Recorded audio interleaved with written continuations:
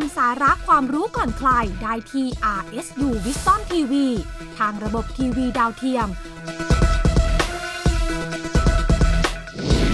หรือผ่านแอปพลิเคชัน RSU Wisdom TV ดาวน์โหลดแอปพลิเคชันได้ที่ Google Play และ App Store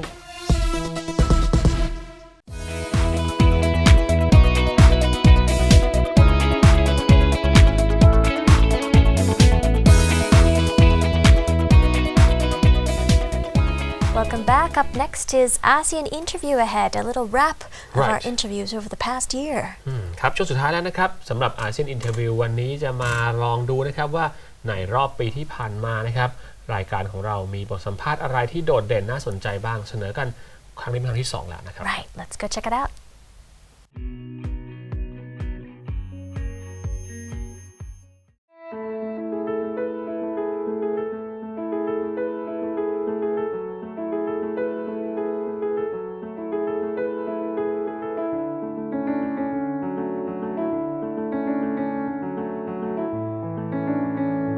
So first and foremost, can you explain to us this hype and popularity of yoga? How come yoga is so popular worldwide? And it seems that the growth of yoga around the world, ASEAN especially, is never ending. Yeah, yoga is the ancient science of living lifestyles.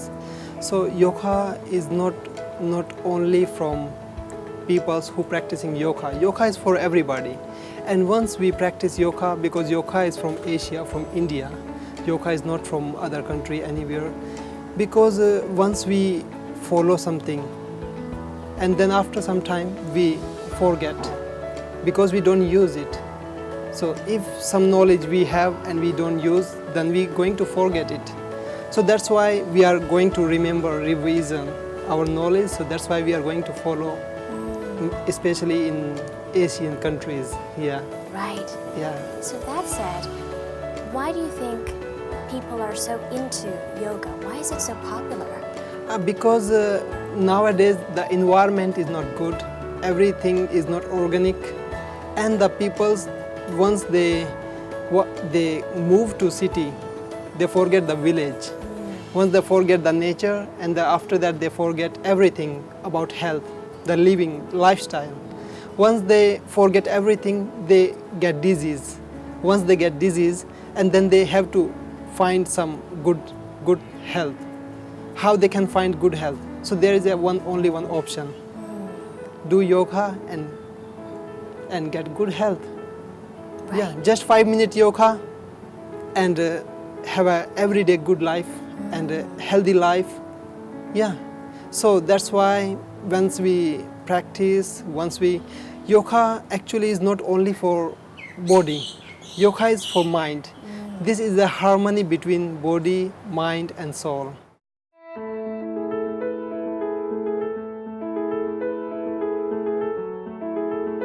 In your own opinions, what do you see the quality and quantity of the human resource in Thailand to be like? Okay, the quality of Thai labor is quite wonderful. I say wonderful because they know what to do, how to work, but one thing, communication barrier. If we can solve the problem, the quality of the Thai labor would be improved and better in or among ASEAN countries.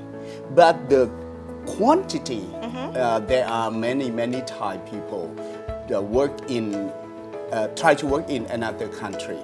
Because now the labor in another country, I mean from Laos, Vietnam, Cambodia, come to replace the Thai labor ship. Yes. Thai want to go to another country, Yes. but we have to improve their communication. So besides communication skills, what other factors do you think should be improved within Thai qualities? Okay, I would like to give you one example. One of the sub-agent from Singapore asked me to recruit the Thai graduate to work in Singapore to replace the Indian worker or Filipinos worker. Finally, I found that the Filipino and the Indian, they are very good in English. Yes. They would know about regulation in working in English, Yes. but some Thai people don't know. They want Thai people to replace, and otherwise they say that the Thai people are very good in service skill. Yes. But one thing I think I shouldn't or I will not recruit because I mean the salary for Thai people will be lower than Indian and Filipino. Okay.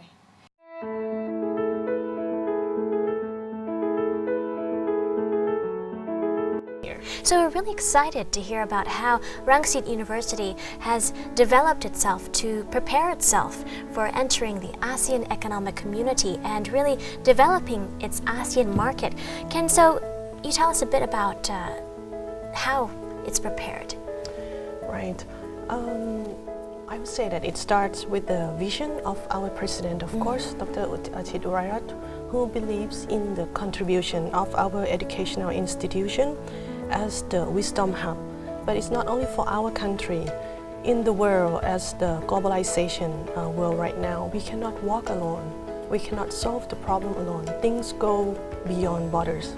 So what we have to do is to collaborate, even in terms of the education, in the professional field, or even the understanding and the respect towards each other. That's where we began our path, I guess, to prepare ourselves and our students for the ASEAN community. Besides that, of course, we have the base of the academic strength, but also the president has also led us with the vision of what necessary today in our global community, which is the ethics, the philosophy of democratic society that is needed to develop our world as a sustainable, peaceful, and prosperous place. Not only ASEAN itself, but we go far beyond that. It's the global community that we're really looking at. But of course, we put spatial emphasis and importance to the neighboring countries in the ASEAN community itself. Started with the project called P2A Passage to ASEAN, where we have partnered with 58 universities in 10 ASEAN countries. And on top of that, we are working with the partner in the +3 ASEAN, which is Korea, China, and also Japan. We're working with the partners in the region to bring the student in and also send our students out. But of course, when we talk about 30,000 students on campus, there's no way that we can send them on board on the plane overseas for the international experience and to prepare them for the ASEAN community. What we're doing, one thing, is the strategy called internationalization at home, where we bring in their friends, the students from our partner universities through our Passage to ASEAN project. The student comes in group from all the ASEAN countries, currently all the ASEAN countries, Singapore, Malaysia, Indonesia, Vietnam, you name it, and +3. Wow. Korea, China, Japan.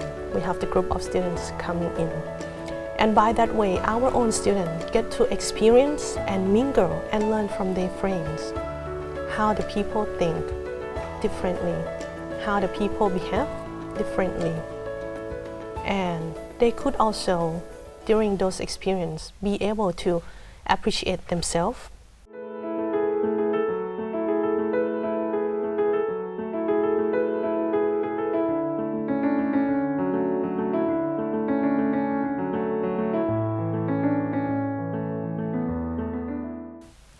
And that wraps up the program for ASEAN Challenge in this first week of 2016. Welcome back, and we'll catch you again very soon next week. But for now, สวัสดีค่ะ สวัสดีครับ